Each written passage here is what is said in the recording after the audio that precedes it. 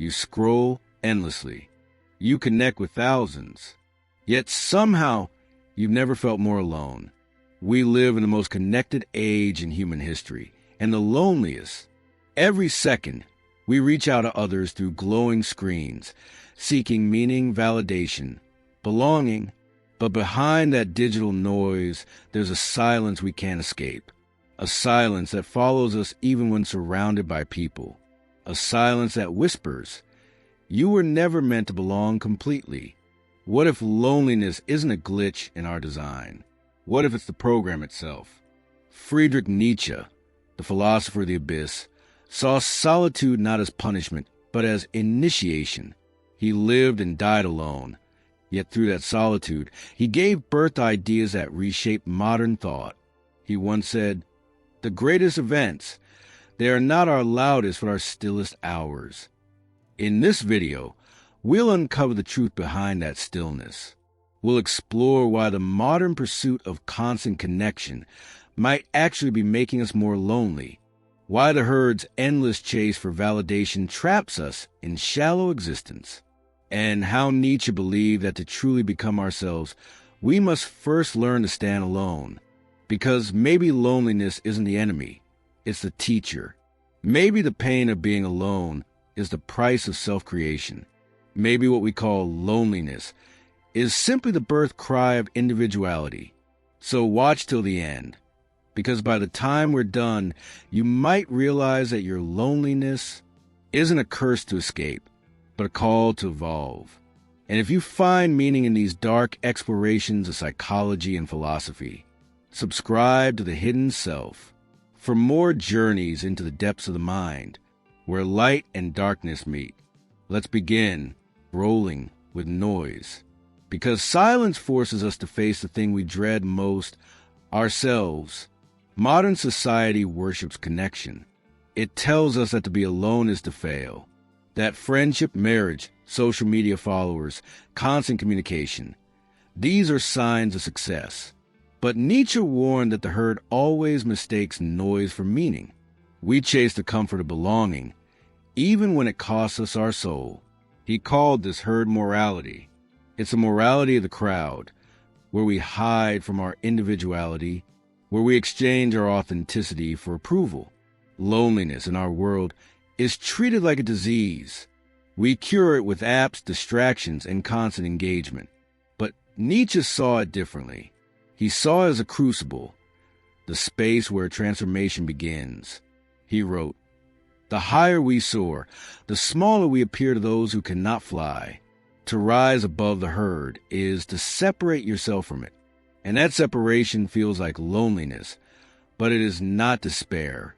It is distance, altitude, perspective. The truth is, the modern world has confused isolation with emptiness. We've forgotten that solitude is where meaning is made.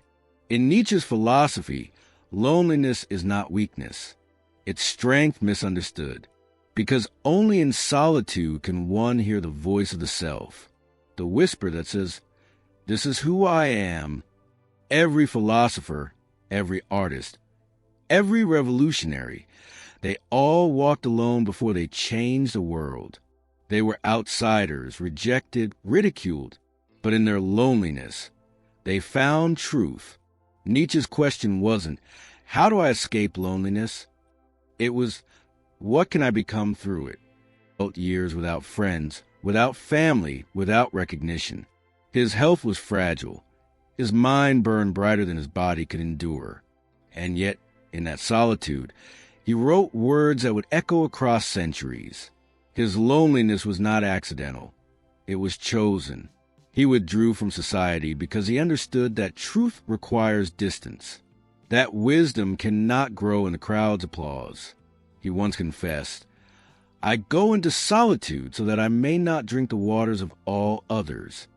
The crowd dilutes. It weakens the will. It seduces us into conformity. Solitude, by contrast, distills the soul, sharpens it, concentrates it, purifies it. Nietzsche's writings, and thus spoke Zarathustra, mirror his own life. Zarathustra leaves humanity behind to climb the mountains alone. because only there in silence can you become the overman. The overman is the being who creates his own values, who is free from the herd's morality, who finds joy in solitude because he no longer needs approval to exist. But that journey is not easy. It breaks most people before it remakes them. Nietzsche knew that solitude can drive you mad, but he believed it was better to go mad in truth than sane in lies. He warned, he who fights with monsters should see to it that he himself does not become a monster. To face yourself in isolation is to confront the monsters within, the fears, the insecurities, the ghosts of rejection and self-doubt. Yet, through that confrontation, something miraculous happens. You realize that your loneliness is not a void. It's a mirror, and in that mirror, you finally meet the one person you've been running from all along, yourself. It's kept us alive. Communities kept us safe. But Nietzsche believed that safety was the enemy of greatness. He called the masses a herd, not as an insult, but as a diagnosis, because the herd's purpose is to protect, not to transform. It values comfort over truth, conformity over courage, obedience over individuality. And in our digital age, the herd has only grown louder. It whispers through algorithm likes and comment sections. It rewards sameness and punishes difference. It convinces you that if you feel lonely, you must be broken. But loneliness, Nietzsche would say, is simply the moment you step outside the herd. It's the first symptom of awakening. Because once you start thinking for yourself, you stop fitting in. Nietzsche's question was never, how can I fit in? It was, why would I want to? He argued that true strength, the will to power, is the ability to create meaning alone, to build your own values without needing others to approve. That's why the crowd hates the individual, because every person who thinks freely threatens its illusion of certainty. Modern society teaches you to share everything, to be constantly connected. But Nietzsche would warn, connection without depth is just noise. We are drowning in communication, but starving for communion. The herd teaches dependence. Philosophy teaches solitude. And the paradox is this: the more you chase connection to escape loneliness, the more disconnected you become from yourself. The herd gives you belonging at the cost of your individuality. Solitude gives you individuality at the cost of belonging. And Nietzsche believed that trade was worth it, because what you lose in comfort, you gain in freedom. Ecology says humans are social animals, wired for connection. But Nietzsche would ask, what kind of connection? Connection that strengthens or connection that numbs? We're told to fear being alone, because loneliness doesn't serve the system. A person at peace with solitude is harder to control, harder to sell to, harder to manipulate through belonging. Throughout history, societies have glorified conformity. Religion, patriotism, community, all beautiful, yet dangerous when they erase individuality. We are taught to fear the silence within. We are trained to fill it with noise. Nietzsche believed solitude was an inherent part of consciousness itself. To be self-aware is to be separate. To think is to step outside the group mind. So loneliness isn't a social malfunction. It's the cost of awareness. He saw loneliness as the shadow of freedom. If you want to be truly free, you must bear the solitude that comes with it. The herd gives you belonging. Solitude gives you authenticity. And authenticity, that fragile, terrifying thing, cannot exist without separation. But Nietzsche's insight goes deeper. Loneliness is not just psychological. It's existential. We are born alone into consciousness. No one can experience the world exactly as we do. No one can think our thoughts, dream our dreams, die our death. We live together, yes, but we exist alone. This isn't meant to depress you. It's meant to liberate you. Because when you accept loneliness as part of being human, you stop trying to escape it. You start to use it. You turn solitude into strength. So, how do we live Nietzsche's lesson in the modern world?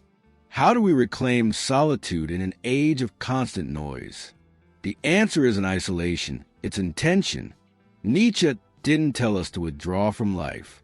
He told us to engage it from a place of self-possession, to sit with your thoughts instead of escaping them, to disconnect not from others, but from dependency, to replace distraction with depth.